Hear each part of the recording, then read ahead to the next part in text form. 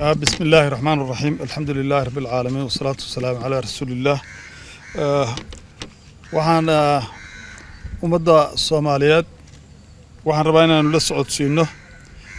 meesha uu marayo bandowgii saaraa muddo toddobaada magaalada Muqdisho oo ka bilowday 15kii bishii Abriil oo si fiican uga hirgalay magaalada Muqdisho oo lagu yareynayay faafida cudurka corona dilaaga dalkeena hadda soo gaaray si wanaagsan oo buu u socdaa una socday toddobaadkii la soo dhaafay bandowgu ma haddaana waxaa iska leh ummadda Soomaaliyeed dhammaan ee ku nool magaalada Muqdisho caasimadda iyo ciidamada ka qayb qaadanayay bandowgaas oo wax caqabad ah aan kala kulmin iyaguna habeen iyo maalin u soo jeeday sidii u badbaadin lahaayeen shacabka ugana hortagi lahaayeen dhaqdhaqaaqa badan ee uu dhibaatada cudurkaasi u geysanayo uu noo keeni karo waxaan rabnaa inaan idinla wadaagno go'aano hor leh oo khuseeya bandowga maadaama ay fooda nagu soo hayso bishii Ramadaan oo muxuu ahaa barakaysnayd oo ummadda Soomaaliyeed ee muslimiinta boqolkiiba boqol ay sugaayeen iyo sidaan u wajihi lahayn u midayn lahayn uguna danayn lahayn shacabka Soomaaliyeed inay waajibaadkooda diiniga ee muqaddaska ah gutaan bandowgii saaraa daryeelkooda caafimaadkooda daryeelayay tacliimaadka culimada khabarada ah ku takhasusay cudurrada iyo wasaaraddeena caafimaadkana aanu fulin lahayn si aan labadaas ugu keeni lahayn sidaa awgeed waxaa la go'aamiyey kow in laga bilaabo habeenka ugu horeeya bisha Ramadaan bandowga la soo hormarinayo muddo hal saaca waxa uuna bilaaban doonaa 7 fiidnimo halka uu markii hore ka bilaabanayay 8 fiidnimo wuxuuna ku egyahay 5 aroorti qodobkaas in waadax yahan u maleynaya hal saac baa la soo hormariyay 8 bedelkeedii waxa laga soo dhigay 7 qodobka labaad waxaa mamnuuca maqaayadaha la fariisanayo iyo inay furnaadaan maqaayaduhu maalin oo dhan waxaanse si aan u daryeelo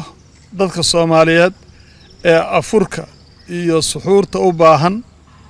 bandowguna u hirgalo maqaayadaha waxaa la furayaa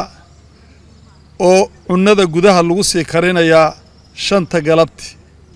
5 wixii ka bilowda ilaa 7 laga gaarayo dadku maqaayadaha raashinka waa ka sii qaadan karaa si ay afuru helaan iyo suxuurtoodii maqaayadaha gudaha in la fariisto waa mamnuuc in gudaha wax lagu cuno waa mamnuuc banaankeeda in wax lagu cuno waa mamnuuc waxa la rabaa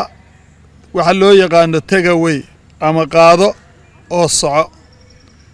qof walba daaqaday maqaaduhu sameynayaan albaab bay furayaan dadku leen buu galayaa waa kala fogaanayaa raashinkooda qof walba qaadanayaa gurigiisu la aadayaa arrintaas waxaa looga galeeyahay in la daryeelo dad badan oo afurkoodu uu ku xirnaa maqaayadaha iyo suxuurtooduba inay waxooda hore u sii qaataan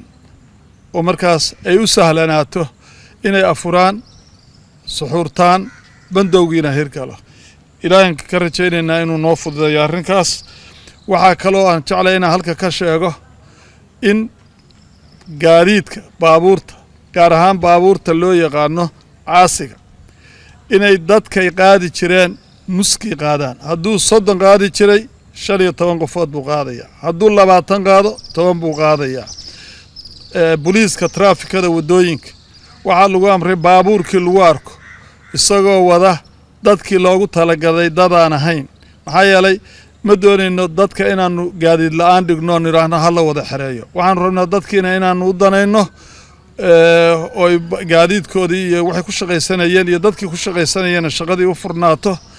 isla markaana laga fogaado inaan dadku isdul fuulin oo siday baabuurka u kori jireen ayan u korin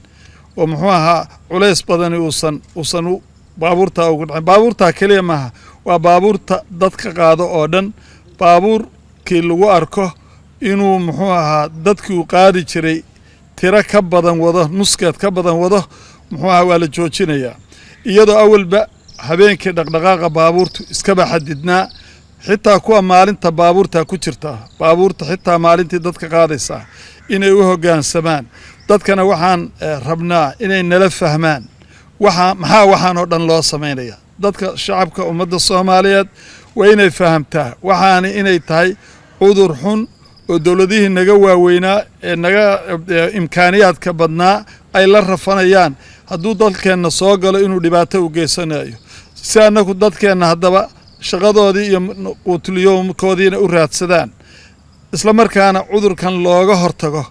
oo weliba ayaamahan dambe aad u malaysay tirada inay nagu soo badanayso sidaas ayaa ka dambaysa ujeeddada laga leeyahay bandowgan iyo ujeeddada laga leeyahay dhaqdhaqaaqa baabuurta waa intaas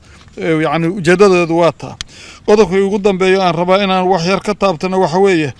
waxaa jira dhalinyaro yaryar oo waddooyinka habeenkii ama kubadaha ku cayaaraan ama muxuu ahaa si kale ha u soo jeedaane oo laamiyada marka baabuurta ka tagto carruurtaas waalidiintooda iyo xaafadaha guddoomiyaasha degmooyinka taliyayaasha saldhigyada degmooyinka waaxyooda kala duwan waxaa la rabaa si naseexo leh in carruurtaas iyo waalidiintood loo sheego oo dadka lala hadlo oo dadka la gaarsiiyo danta laga leeyahay waxa dadka in la gaarsiiyo yacni waxaan loo samaynayaa inay dantooda tahay oo idinla fahmaan oo waxa loo yaqaano community policing booliisku ma joogo xaafad walba luuq walba ma taagna waxaan rabaa dadka shacabka ah iyo degmada iyo waaxyaha inay ka howlgalaan oo dadka wacyigeliyaan dadka in la wacyigeliyo dadka wax loo sheego ummadda Soomaaliyeed waa dhigan nugushahay ummadda Soomaaliyeed wax loo sheego way eegtaa wuxuu hadduu macquul yahayna way qaadataa marka waxaan ka codsanayaa ciidanka booliiska muxuu ahaa degmooyinka gobolada inay dadka wax u sheegaan oo dadka la socodsiiyaan sida dawladdu wuxu rabto oo dantoodu ay ku jirto wassalaamu calaykum waraxmatullaahi wabarakaatuh